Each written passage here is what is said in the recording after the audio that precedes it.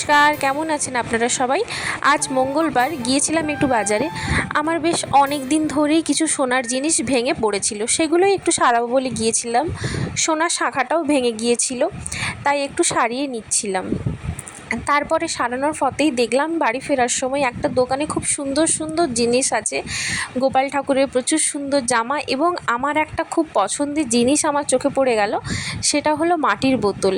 এই বোতলটা আমি অনেকবারই দেখেছি, কিন্তু নেওয়া হয়ে ওঠেনি বা কোনো দোকান থেকে আমি পাইও নি। এই দোকানটাতে দেখলাম মাটির বোতল বিক্রি হচ্ছে, তো ভীষণই পছন্দ হয়ে গেল। আবার মাটির বোতলের ওপর কত সুন্দর ডিজাইন করা আছে, তো দাম যতই বলুক না কেন, পছন্দ হয়েছে, শখের জিনিস তো নেবই। তারপরই দেখলাম বাজারে অনেক আম বিক্রি হচ্ছে, আর আমি আম খেতে প্রচুর ভালোবাসি। আর আমের দামটা এখন অনেকটাই কমেছে, তাই আমও নিয়ে নিলাম। এবং মা বলেছে একটু ফেরার সময় মাছ নিয়েও ফিরতে ফিরতে দেখলাম অরুণের এই আইসক্রিম দোকানটা।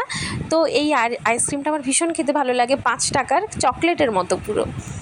আর মাছ দোকানে এসে দেখলাম সেভাবে মাছ কিছু আজকে ওঠেনি, তবে একটা বাড়ির জন্য মাছ নিয়েছিলাম, ওই রুই মাছ, যেটা ওখানেই কাটিয়ে নিচ্ছিলাম, কারণ বাড়িতে কে আর মাছ কাটবে, এত ঝামেলা, বাড়িতে আর আনা সম্ভব না, সেই আনলে মাকেই কাটতে হবে।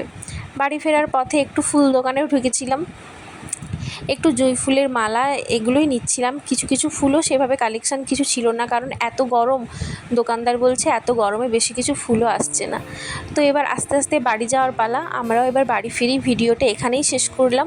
ভিডিওটি ভালো লাগলে অবশ্যই একটা কমেন্ট করবেন। সবাই ভালো থাকবেন, সুস্থ থাকবেন। টাটা, দেখা হবে আবার পরের একটি ভিডিওতে।